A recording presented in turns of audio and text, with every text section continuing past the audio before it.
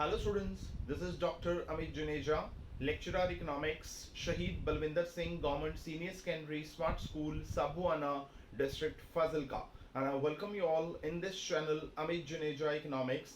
So in this lecture we are going to discuss some more differences between various concepts related to national income accounting as we have done in last 2 or 3 lectures, जिसके अंदर हमने national income accounting से related जो बहुत सारे concepts हैं उनके अंदर हमने डिफरेंसेस देखे। जैसे हमने सबसे पहले ये देखा कि जितने भी ग्रॉस कॉन्सेप्ट होते हैं और जितने भी नेट कॉन्सेप्ट होते हैं उनके अंदर क्या डिफरेंस होता है। नंबर 2 हमने देखा भी जितने भी नेशनल कॉन्सेप्ट होते हैं और जितने भी डोमेस्टिक कॉन्सेप्ट होते हैं उनके अंदर क्या डिफरेंस होता है। नंबर 3 हमने देखा भी जितने भी मार्केट प्राइस रिलेटेड कॉन्सेप्ट्स होते हैं और जितने भी फैक्टर कॉस्ट रिलेटेड कॉन्सेप्ट्स होते हैं उनके अंदर क्या डिफरेंस होता है। तो ये हमने अपने पिछले 2-3 लेक्चर के अंदर जो है बहुत डिटेल के अंदर डिस्कस किया। जैसे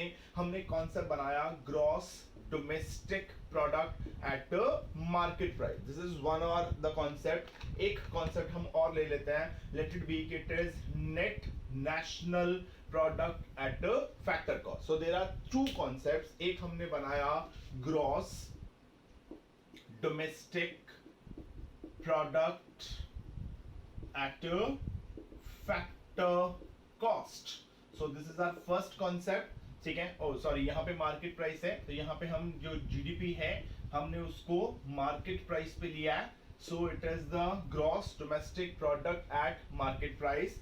Another concept is net national product at a factor cost. So this is our second concept, ठीक है। तो हमने इन दोनों के बीच में डिफरेंस किया। डिफरेंस करने के टाइम पे मैंने आपको ये चीज समझाई थी कि जब भी हमने कोई भी 2 कॉन्सेप्ट का डिफरेंस देखना है उसके अंदर सबसे पहला काम जो हमने करना है वो ये है कि हमने दोनों कॉन्सेप्ट की जो डेफिनेशंस हैं वो प्रोवाइड करवानी है। तो अगर हम जीडीपी एट एमपी की डेफिनेशन प्रोवाइड करवाएं तो कैसे होगा।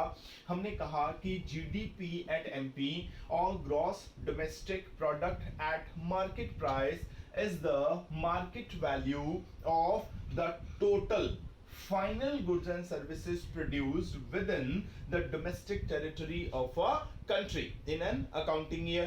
Okay? अब अगर हमने इसकी डेफिनेशन देनी है तो हम क्या कहेंगे, हम कहेंगे कि net national product at factor cost which is also known as national income is the factor value of the net final goods and services produced within the domestic territory of a country and included of net factor income from abroad। ठीक, तो ये दोनों की definition हो गई। अब हमने second जो काम करना है वो ये देखना है कि दोनों में से वाइडर कॉन्सेप्ट जो है वो कौन है। देखिए वाइडर कैसे है, अगर हम इसकी बात करें तो हमने कहा कि ये जो है एक डोमेस्टिक कॉन्सेप्ट है which is related to domestic territory of a country. अब domestic territory of a country जो है वो तो कन्फाइंड एरिया है जहां जहां पर उस कंट्री को इकोनॉमिक एक्टिविटी करने का राइट मिला हुआ है, वो सारा एरिया जो है वो उसकी क्या होता है, डोमेस्टिक टेरिटरी के अंदर जो है वो आ जाता है। अब सोचो कि डोमेस्टिक और नेशनल के अंदर डिफरेंस जो है वो किस बात को लेके है। अब डोमेस्टिक और नेशनल का जो डिफरेंस है वो होता है net factor income from abroad के बराबर। अब net factor income from abroad क्या है, तो ध्यान से देखिए हमने लिखा था उसको net factor income from abroad, ठीक है। अब net factor income from abroad जो है वो किसके बराबर होती है, ये होती है जितनी भी आपकी फैक्टर इनकम फ्रॉम अब्रॉड है। अब ध्यान से देखिए दोनों कॉन्सेप्ट के बीच में डिफरेंस देखिए। ऊपर मैंने लिखा net factor income from abroad, नीचे मैंने लिखा फैक्टर इनकम फ्रॉम अब्रॉड, यहां पे मैंने नेट नहीं लिखा। तो एक होगी जिसको हम कहेंगे factor income to abroad. Okay, so factor income from abroad. Factor income from abroad क्या हुआ भाई, जो भी आपके नॉर्मल रेजिडेंट्स थे, जो आपकी डोमेस्टिक टेरिटरी में काम नहीं कर रहे थे बल्कि किसी और कंट्री की डोमेस्टिक टेरिटरी में काम कर रहे थे, उनको कितनी फैक्टर इनकम हुई,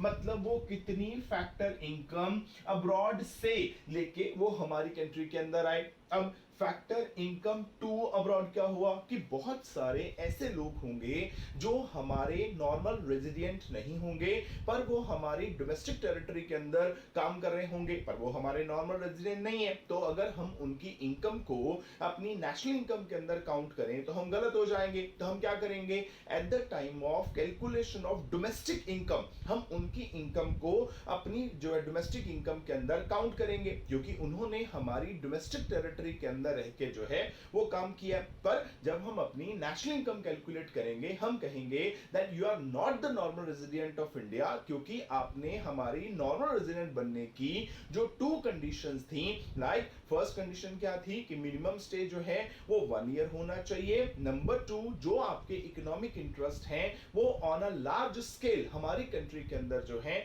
वो होने चाहिए। तो आपने उन दोनों कंडीशन को सेटिस्फाई नहीं किया, then you are not going to become the normal resident of India. So हम आपकी इनकम को हमारी नेशनल इनकम के अंदर इंक्लूड नहीं कर सकते। तो हम क्या करते हैं, फैक्टर इनकम है, इसमें कोई शक नहीं कि जो आपकी इनकम है वो फैक्टर इनकम है, हम क्या कर रहे हैं उसको टू अब्रॉड जो है हम उसको अब्रॉड को दे रहे हैं। तो क्या होगा, अगर जो हमारे नॉर्मल रेजिडेंट हैं अगर अब्रॉड से सपोज कीजिए कि 50 करोड़ रुपीस जो हैं वो अर्न करके लाते हैं, और जो हमारे नॉर्मल रेजिडेंट नहीं है मतलब हमारे नॉन रेजिडेंट हैं वो यहां से जो है वो 30 करोड़ जो है वो ले जाते हैं, तो डिफरेंस क्या हुआ। अब सोचो कि 50 करोड़ हमारी इकोनॉमी के अंदर आए और 30 करोड़ चले गए, तो नेट क्या बचा, नेट हमारे पास जो बचा वो 20 करोड़ होगा, और जो 20 करोड़ है वो क्या है, वो net factor income from abroad है। अब ये जो net factor income from abroad है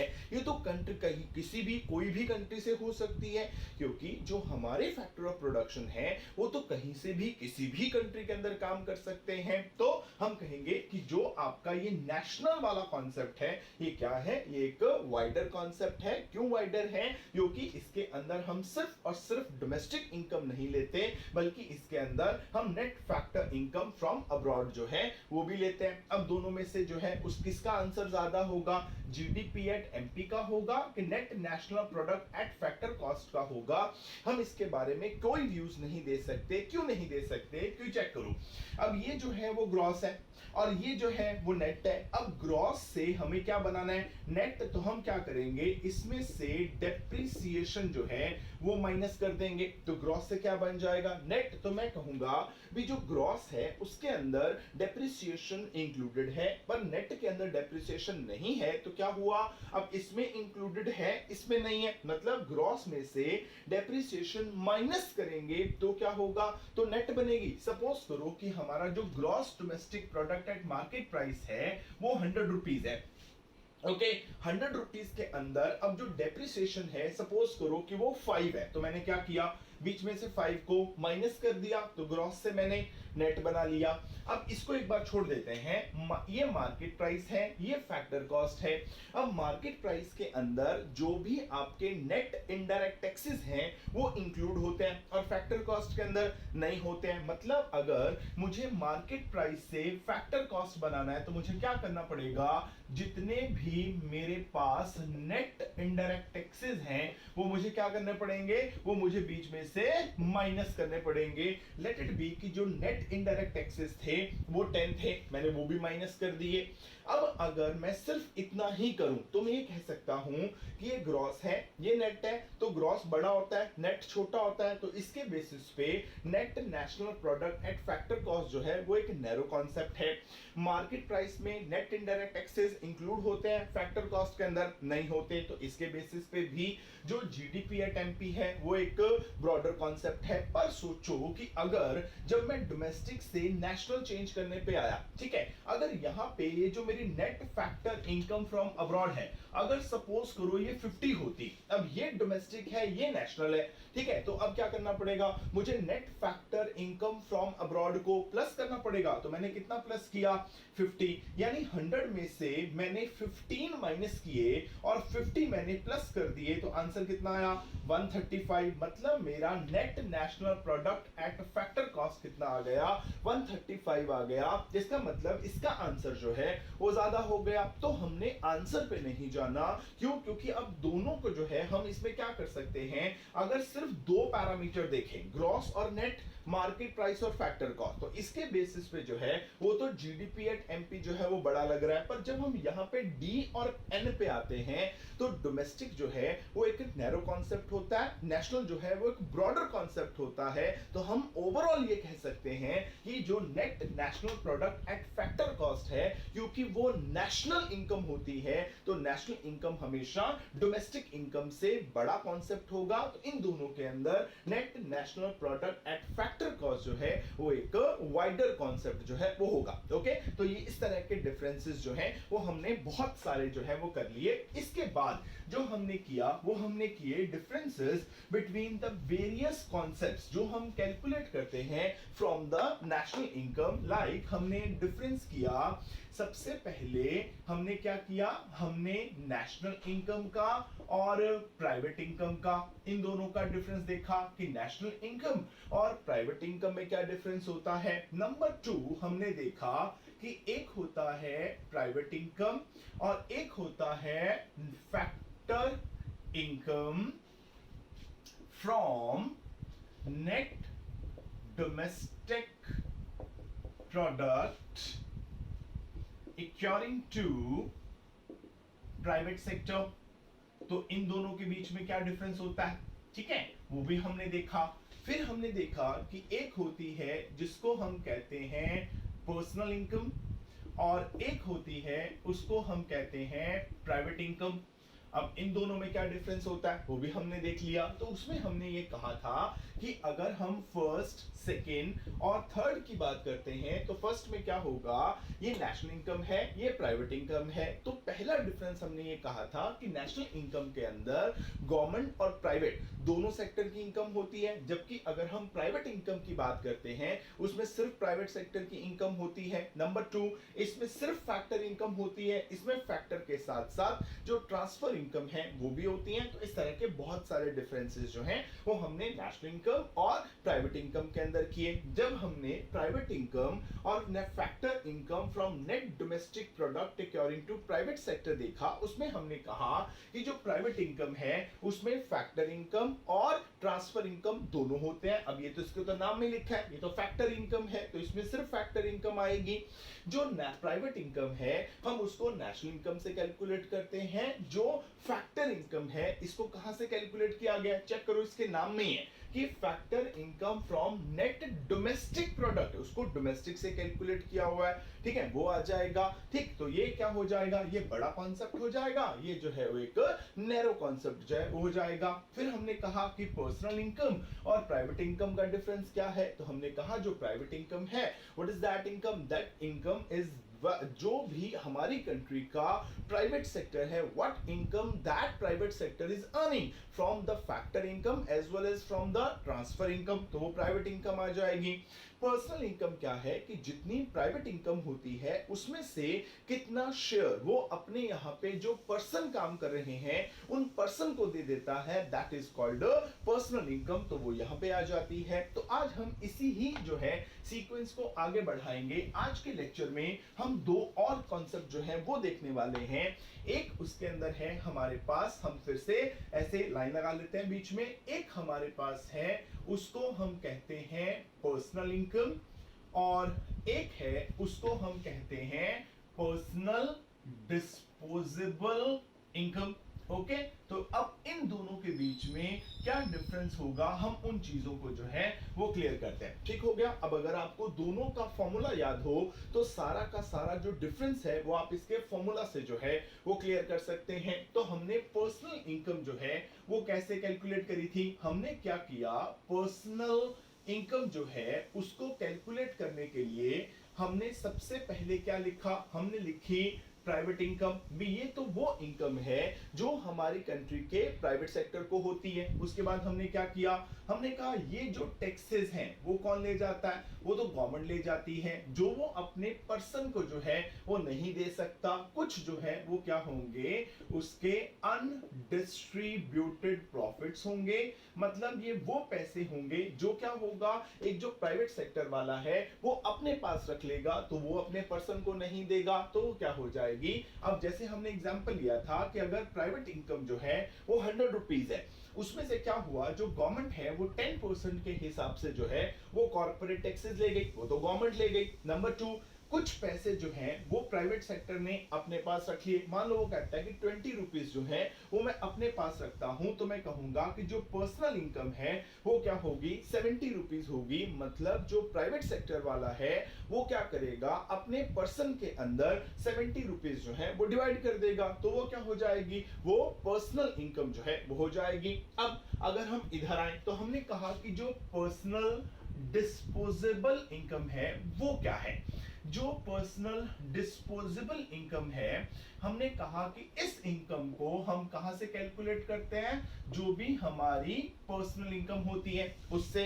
अब पर्सनल इनकम कितनी हुई, 70, तो personal disposable income meaning clear कीजिए कि कितनी उसके पास पर्सनल इनकम है जिसको वो क्या कर सकता है, डिस्पोज कर सकता है, जिसको वो स्पेंड कर सकता है। तो वो कहता है कि मुझे प्राइवेट सेक्टर ने टोटल जो है वो 70 रुपीज दी है, तो मैं जितना मैंने एक्सपेंडिचर करना है इसी 70 रुपीज में से करना है। तो क्या होगा, अब जितनी मुझे इनकम हुई है, अब मैं सारा का सारा एक्सपेंडिचर नहीं कर सकता। क्यों नहीं कर सकता, क्योंकि इसके बीच में से गवर्नमेंट क्या करेगी, मेरे ऊपर जो है वो टैक्स लगाएगी। तब क्या हुआ, जिस पर्सन को इनकम हुई उसी पर्सन पे टैक्स लगा, तो जिसको इनकम हुई उसी पे टैक्स लगा, तो कौन सा टैक्स हो गया, डायरेक्ट टैक्सेस। गवर्नमेंट कहती है कि 10% के हिसाब से आप इनकम टैक्स दे दो, तो वो तो गवर्नमेंट ले गई, यानी 70 रुपीज की इनकम हुई थी, बीच में से 7 रुपीज जो है वो तो गवर्नमेंट टैक्स की फॉर्म में ले गई। फिर क्या हुआ, गवर्नमेंट ने बहुत सारी जो मिसलेनियस रिसीप्ट्स हैं वो भी ले ली। मान लो 3 रुपीज वो ले गए, तो बाकी कितने बचे, 60। तो ये क्या है, ये उसकी पर्सनल डिस्पोजेबल इनकम है। तो ये हमने फॉर्मूला जो है वो कर लिया। ठीक है, इसी के बेसिस पे अब दोनों में डिफरेंसेस जो है वो क्रिएट होंगे। कैसे होंगे, पहला डिफरेंस क्या हुआ कि जो पर्सनल इनकम है उसमें से हम पर्सनल डिस्पोजेबल इनकम जो है उसको कैलकुलेट करते हैं। मतलब first difference is that the personal disposable income is always calculated from the personal income, first difference. Number 2, अगर पर्सनल डिस्पोजेबल इनकम जो है वो पर्सनल इनकम से कैलकुलेट होती है, तो दोनों में से वाइडर कॉन्सेप्ट कौन सा हो गया। अब देखो इसका कॉन्सेप्ट, ये आंसर कितना था 70, ये कितना है 60, तो विच वन इज ग्रेटर 70। तो हम कहेंगे कि personal income is a wider concept than the personal disposable income. ठीक हो गया। अब देखो, अब उसके पास जो है पर्सनल डिस्पोजेबल इनकम की फॉर्म के अंदर 60 रुपीज जो है वो बचे। इसका मतलब हमने क्या किया, जब हमने पर्सनल डिस्पोजेबल इनकम निकालनी थी तो हमने क्या किया, जो भी पर्सनल इनकम थी उसमें से जो डायरेक्ट टैक्सेस और miscellaneous receipt of the government है वो हमने माइनस कर दिए। मतलब जो पर्सनल डिस्पोजेबल इनकम है उसके अंदर जो है आपके डायरेक्ट टैक्सेस और miscellaneous receipt of the government ये इंक्लूडेड नहीं है, क्योंकि हमने इसको माइनस किया, पर इसके अंदर तो इंक्लूडेड है क्योंकि इसी में से हमने उसको निकाला। तो ये इन दोनों का थर्ड डिफरेंस जो है वो हो जाएगा। तो these are the 3 differences between personal income and personal disposable income. पहला क्या रहा कि personal income is a wider concept than the personal disposable income. Number 2, personal disposable income is always calculated from the personal income. Number 3, direct taxes and miscellaneous receipts are a part of personal income, but these are not a part of personal disposable income. तो ये फॉर्मूले से जो है वो हमने तीनों के तीनों डिफरेंसेस जो हैं वो बना लिए। अगर आपको फॉर्मूलाज क्लियर हैं तो आप कोई भी डिफरेंसेस जो हैं वो आप बना सकते हैं। तो इसी के बेसिस पे हम क्या करते हैं, एक डिफरेंस और देखते हैं इन दोनों के बीच में। वो क्या हो जाता है, अब हमारे पास एक जो कॉन्सेप्ट है वो आता है national income. Okay, so it is a national income. और दूसरा जो है वो हमारे पास आता है, उसको हम कहते हैं नेशनल डिस्पोजेबल इनकम। अब इन दोनों में क्या डिफरेंस है वो देख लेते हैं। ठीक है, तब सोचो भी नेशनल इनकम है और इधर नेशनल डिस्पोजेबल इनकम है। हम आमतौर पे इन दोनों को एक ही समझ लेते हैं कि नेशनल इनकम और नेशनल डिस्पोजेबल इनकम जो है वो दोनों सेम कॉन्सेप्ट है, पर सेम नहीं है। डिफरेंसेस देखिए वन बाय वन कि जो नेशनल इनकम है उसको हमने कैसे कैलकुलेट किया था। हमने कहा था कि national income is the sum total of factor income earned by the normal resident of a country in an accounting year. I am repeating my words कि national income is the sum total of a factor income earned by the normal resident of a country in an accounting year. मतलब जो आपकी national income है उसके अंदर हम कौन सी income लेते हैं, ओनली फैक्टर इनकम जो है वो इंक्लूड होती है। पर जब हमने नेशनल इनकम से नेशनल डिस्पोजेबल इनकम बनाया था तो उसमें हमने क्या किया था, हमने कहा था कि अब एक तो क्या होगा, एक तो आपकी नेशनल इनकम होगी। ठीक है, अब आपने क्या करना है, नेशनल इनकम को डिस्पोज करना है, मतलब नेशनल इनकम को आपने स्पेंड करना है। स्पेंड मतलब एक्सपेंडिचर करना है। अब जब भी हम किसी भी चीज पे कुछ ना कुछ एक्सपेंडिचर करते हैं तो वो एक्सपेंडिचर किस पे होता है, वो होता है मार्केट प्राइस पे। मैंने एग्जांपल दिया था कि अगर जो मेरे हाथ में मार्कर है, if the price of this marker is 25 rupees, तो मैं इसके ऊपर मैंने कितना एक्सपेंडिचर किया, 25। क्यों किया, क्योंकि इसका मार्केट प्राइस जो है वो 25 है। तो यहां पे आपने नेशनल इनकम को स्पेंड करना है, नेशनल इनकम को एक्सपेंडिचर करना है। तो जो एक्सपेंडिचर होता है वो हमेशा किस पे होता है, मार्केट प्राइस पे। पर नेशनल इनकम में क्या है, फैक्टर कॉस्ट है। तो इसका मतलब हमें क्या करना पड़ेगा, सबसे पहले जो नेशनल इनकम आपकी फैक्टर कॉस्ट पे है उसको किस में कन्वर्ट करना पड़ेगा, मार्केट प्राइस में। तो वो कैसे होगी, इसके अंदर हम नेट इनडायरेक्ट टैक्सेस जो हैं वो क्या करेंगे, ऐड कर देंगे, तो ये मार्केट प्राइस बन जाएगी। अब हमारी कंट्री के अंदर कितना अमाउंट ऑफ मनी और कितनी amount of national income available है जिसको हम क्या कर सकते हैं, स्पेंड कर सकते हैं। That also depends upon the amount of transfers we have from the rest of world and the amount of transfers we made to the rest of world. तो वो क्या हुआ, वो तो इस बात पे भी डिपेंड करता है कि हमने जो फॉरेन कंट्रीज हैं उनको हमने कितने ट्रांसफर्स किए और हमें वहां से कितने ट्रांसफर्स जो हैं वो हुए, तो उस पर भी डिपेंड करता है। तो वो क्या हो गए, net current transfers from rest of world. मतलब पहला डिफरेंस जो है वो तो इसी बात को लेके आ गया कि जो नेशनल इनकम होती है उसके अंदर हम सिर्फ और सिर्फ फैक्टर इनकम लेते हैं और हम कोई कॉन्सेप्ट नहीं लेते। तो नेशनल इनकम जो है वो क्या है, वो एक फैक्टर कॉस्ट कॉन्सेप्ट है। तो ये क्या है, इसके नंबर 2 पे आप इसको बना सकते हैं कि ये क्या है, ये एक फैक्टर कॉस्ट कॉन्सेप्ट है। अगर इधर देखूं तो इसको मैंने क्या किया था, मैंने इसमें नेट इनडायरेक्ट टैक्सेस जो है वो ऐड कर दिए थे। तो ये क्या हो गया, ये एक मार्केट प्राइस कॉन्सेप्ट जो है वो हो गया। ठीक है, पहला डिफरेंस तो यही है कि हमने क्या करना है, नेशनल इनकम को हमने डिस्पोज करना है, स्पेंड करना है। तो जो भी आप एक्सपेंडिचर करेंगे वो हमेशा मार्केट प्राइस पे करेंगे। तो मार्केट प्राइस पे करेंगे तो मार्केट प्राइस कॉन्सेप्ट हो गया। ये तो फैक्टर इनकम को लेके चलता है, तो ये तो फैक्टर कॉस्ट का कॉन्सेप्ट हो गया। नंबर 2 क्या हुआ, ये जो है नेशनल इनकम, इसके अंदर हम सिर्फ और सिर्फ फैक्टर इनकम लेके चलते हैं। पर अगर हम नेशनल डिस्पोजेबल इनकम की बात करें तो इसके अंदर हम नेशनल इनकम के साथ साथ क्या करते हैं, net current transfers from rest of world. इसमें फैक्टर इनकम के साथ साथ हम ट्रांसफर्स भी लेके चलते हैं। तो वो ट्रांसफर्स कहां से होंगे, वो एक तो होंगे आपको रेस्ट ऑफ वर्ल्ड से। नंबर 2 वो क्या है, वो नेट इनडायरेक्ट टैक्सेस जो हैं these are also a type of transfers from the household sector, from the production sector to the government. क्योंकि हमने बात की थी जब हमने circular flow of income and output किया था, उसमें हमने कहा था कि जो भी टैक्सेस आइदर ऐसे कि जो भी इनडायरेक्ट टैक्सेस पे करता है हाउस होल्ड सेक्टर और जो भी हमारा प्रोडक्शन सेक्टर है, अगर हम गवर्नमेंट को टैक्सेस दे रहे हैं तो उसके बदले में government is not bound to give us something in proportion to what amount of taxes we are paying to the government. So अब उसके बदले में ये नहीं है कि जो आपने गवर्नमेंट को टैक्स दिया और उसके बदले में जो गवर्नमेंट ने आपको बेनिफिट दिया, there is a proportional relation between these two. ऐसा कुछ नहीं है, दोनों में कोई प्रोपोर्शनल रिलेशन नहीं है. आप गवर्नमेंट को टैक्सेस दे रहे हैं, government is not bound to give you anything in return for that. तो अब गवर्नमेंट बाउंड नहीं है, आप टैक्सेस दे रहे हैं, हो सकता है आपको कोई बेनिफिट ना मिले और ये भी हो सकता है कि आप गवर्नमेंट को कोई टैक्स ना दें, still the government is giving you the benefits. तो वो भी हो सकता है. In case of very poor people who are living below poverty line, तो उसमें भी ये भी पॉसिबल है. तो इसमें क्या हुआ, सबसे पहले हमने नेशनल इनकम की फॉर्म के अंदर जो है वो फैक्टर इनकम ले ली, फिर हमने क्या किया नेट इनडायरेक्ट टैक्सेस और net current transfer from rest of world की फॉर्म में हमने ट्रांसफर्स भी ले लिए. तो सेकंड डिफरेंस ये हुआ कि जो नेशनल इनकम है that includes only the factor income and national disposable income includes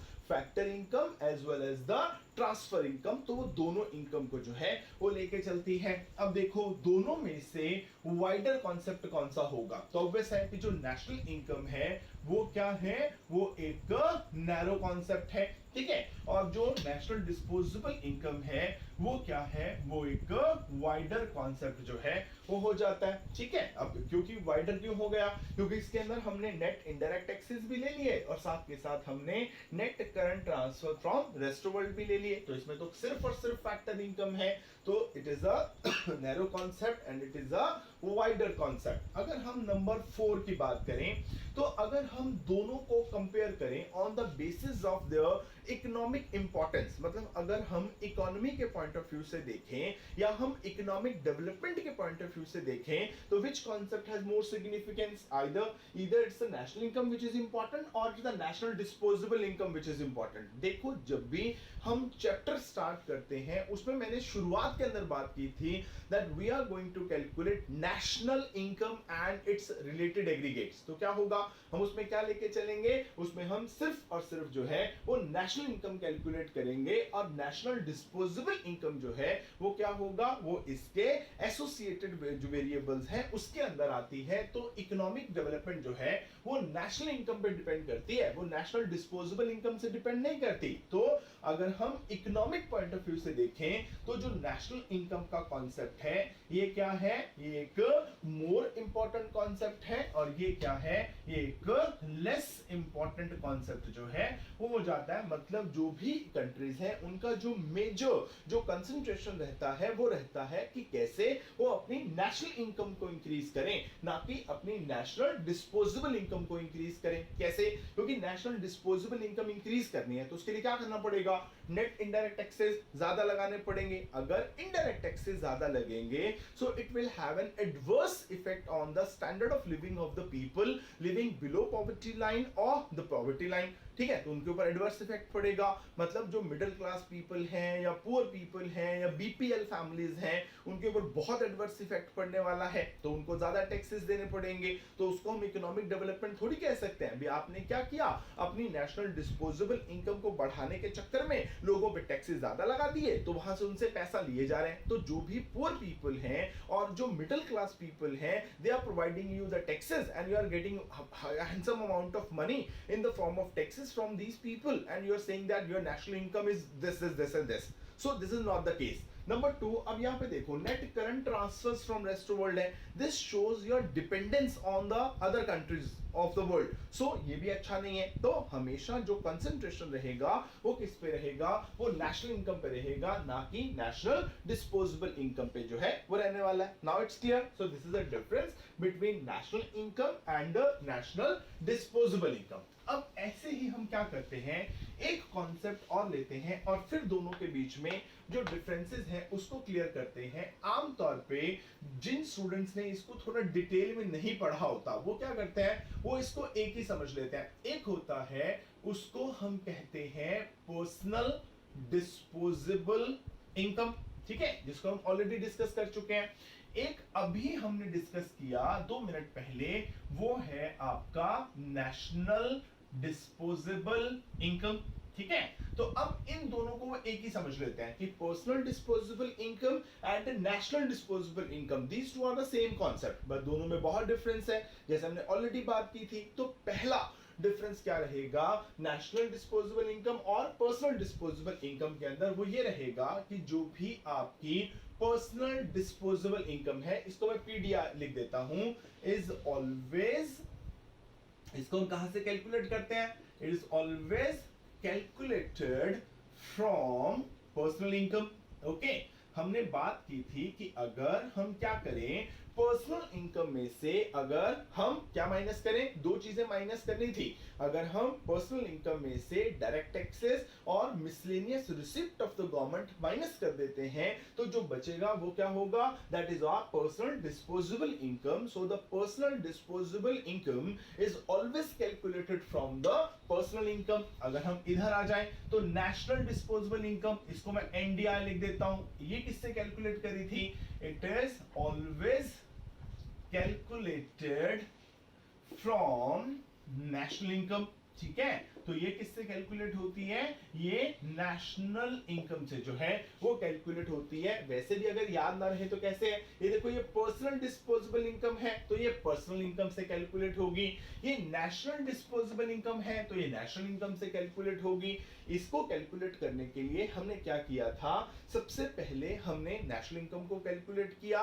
number 2, क्योंकि हमने कहा कि नेशनल इनकम तो फैक्टर कॉस्ट का कॉन्सेप्ट है, अब यहां पे हमने डिस्पोजेबल करना है, तो वो क्या होगा, मार्केट प्राइस होगा। तो हमने फैक्टर कॉस्ट को मार्केट प्राइस पे जो है वो कन्वर्ट किया by adding net indirect taxes. Number 2, हमने ऐड किए net current transfers from the rest world, तो हमने ऐड किए। तो नेशनल डिस्पोजेबल इनकम जो है उसको हम हमेशा किससे कैलकुलेट करते हैं, नेशनल इनकम से कैलकुलेट करते हैं। नंबर 2, इसमें देखो कि जो भी आपकी पर्सनल डिस्पोजेबल इनकम है, इसमें कौन सी इनकम आती है, इसमें सिर्फ और सिर्फ जो है वो आती है आपकी प्राइवेट सेक्टर इनकम। क्यों, क्योंकि याद करो जब हमने सीक्वेंस बनाया था तो हमने क्या कहा था, हमने कहा था कि सबसे पहले क्या होगी, नेशनल इनकम, ठीक है।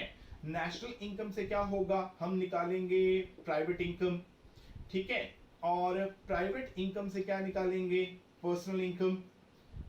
पर्सनल इनकम से जो है वो निकलेगी पर्सनल डिस्पोजेबल इनकम, ठीक। अब सोचो कि हमने पर्सनल डिस्पोजेबल इनकम किससे निकाली, पर्सनल इनकम से। पर्सनल इनकम किससे निकाली, प्राइवेट इनकम से। अब प्राइवेट इनकम निकालने के टाइम पे हमने क्या किया था, नेशनल इनकम के बीच में हमने जो गवर्नमेंट सेक्टर की इनकम थी वो हमने माइनस कर दी थी। अब जब जो गवर्नमेंट सेक्टर की इनकम है अगर वो प्राइवेट इनकम में ही नहीं है तो पर्सनल इनकम में कहां से आ जाएगी, अगर वो पर्सनल इनकम में नहीं आएगी तो पर्सनल डिस्पोजेबल में कहां से आ जाएगी। सो क्या हुआ कि जो गवर्नमेंट सेक्टर की इनकम है उसको हम प्राइवेट इनकम निकालने के टाइम पर ही जो है वो नेशनल इनकम में से माइनस कर चुके हैं। तो जो गवर्नमेंट सेक्टर की इनकम है वो प्राइवेट इनकम के अंदर नहीं है, इसका मतलब वो पर्सनल इनकम में भी नहीं है, इसका मतलब वो पर्सनल डिस्पोजेबल इनकम के अंदर भी नहीं है। तो जो पर्सनल डिस्पोजेबल इनकम है वो क्या है, वो सिर्फ और सिर्फ प्राइवेट सेक्टर की इनकम को जो है वो शो करता है। अगर हम इधर आ जाए, ये क्या करता है, इसके अंदर प्राइवेट प्लस गवर्नमेंट दोनों तरह की इनकम जो है वो इंक्लूड होती है, ठीक हो गया। तो दोनों में जो है वो गवर्नमेंट इनकम इंक्लूड होगी। नंबर 3, अब तीसरा पॉइंट जो है ना वो मैं डिफरेंस का नहीं लिखने वाला, मैं दोनों में कॉमन फैक्टर लेने वाला हूं कि इसके अंदर भी क्या होता है, इसके अंदर भी जो ट्रांसफर्स हैं वो इंक्लूडेड होते हैं और इसके अंदर भी जो ट्रांसफर्स हैं वो इंक्लूडेड होते हैं। अब ट्रांसफर कैसे इंक्लूड होंगे, इसमें तो क्लियर है, नेशनल डिस्पोजेबल इनकम के टाइम पे हमने ट्रांसफर्स कैसे इंक्लूड किए थे बीच में, जब हमने नेशनल इनकम में net indirect taxes and net current transfers from rest of world add किया था तो ट्रांसफर्स आ गए। इसको हमने किससे कैलकुलेट किया, पर्सनल डिस्पोजेबल इनकम को पर्सनल इनकम से, पर्सनल इनकम को किससे किया, प्राइवेट इनकम से। जब प्राइवेट इनकम निकाली थी तब हमने नेशनल इनकम में से जो दो तरह की गवर्नमेंट की इनकम है वो माइनस की। नंबर 2, हमने क्या किया, 3 तरह के ट्रांसफर्स प्लस किए थे कौन कौन से, इंटरेस्ट ऑन नेशनल डेब्ट, current transfers from rest of world and net current transfers from the government. तो इसमें भी ट्रांसफर्स हैं, इसमें भी ट्रांसफर्स हैं। नंबर 4 देखो, ब्रॉडर कॉन्सेप्ट कौन सा है, और वो तो नेशनल है, ये तो खाली पर्सनल है, तो ये क्या हो जाएगा, ये आपके लिए एक नैरो कॉन्सेप्ट हो जाएगा, और ये जो है वो आपके लिए एक वाइडर कॉन्सेप्ट हो जाएगा। ठीक है, ये जो है आपका पर्सनल डिस्पोजेबल इनकम, ये दिखाता है परचेजिंग पावर, किसकी, purchasing power of the person. ठीक है, वर्किंग कहां पे, working in the private sector. Okay, तो इसमें आपके जो भी लोग प्राइवेट सेक्टर में काम करते हैं उन लोगों की परचेजिंग पावर कितनी है उसको दिखाता है। भाई जितनी भी प्राइवेट सेक्टर होगा वो उसमें से जितनी इनकम अपने पास रख लेगा। ठीक है, जितनी इनकम गवर्नमेंट टैक्स की फॉर्म में ले जाएगी, पर्सनल हो गई, पर्सनल में से गवर्नमेंट टैक्स फिर ले जाएगी, फिर मिसलेनियस रिसिप्ट ले जाएगी, बाकी जो बचेगा वो प्राइवेट सेक्टर में काम करने वाले लोगों की क्या होगी, परचेजिंग पावर होगी, उससे वो कितनी चीजें जो है वो खरीद सकते हैं। अब इसमें क्या होगा, ये भी परचेजिंग पावर शो करता है, क्यों, क्योंकि इसको हमने मार्केट प्राइस पे कैलकुलेट किया, तो मार्केट प्राइस पे तो जो है क्या होगा, परचेजिंग ही होती है ना, परचेजिंग पावर ऑफ किसकी, normal resident of a country. ठीक है, मतलब इसमें एक कंट्री के जितने भी नॉर्मल रेजिडेंट हैं, क्योंकि हमने इसको नेशनल इनकम से निकाला है, नेशनल इनकम में नॉर्मल रेजिडेंट की इनकम होती है, तो सारे के सारे जो भी नॉर्मल रेजिडेंट हैं उनकी जो परचेजिंग पावर है ये उसको शो करता है। तो ये अपने आप के अंदर एक वाइडर कॉन्सेप्ट जो है वो हो जाता है। सो ये था difference between personal disposable income and national disposable income. I hope कि आपको लेक्चर जो है वो समझ में आया होगा। In case there is any doubt then please put it in the comment box, आपके डाउट क्लियर हो जाएंगे। So we will meet again in the next lecture, till then it's goodbye from my side, thank you very much.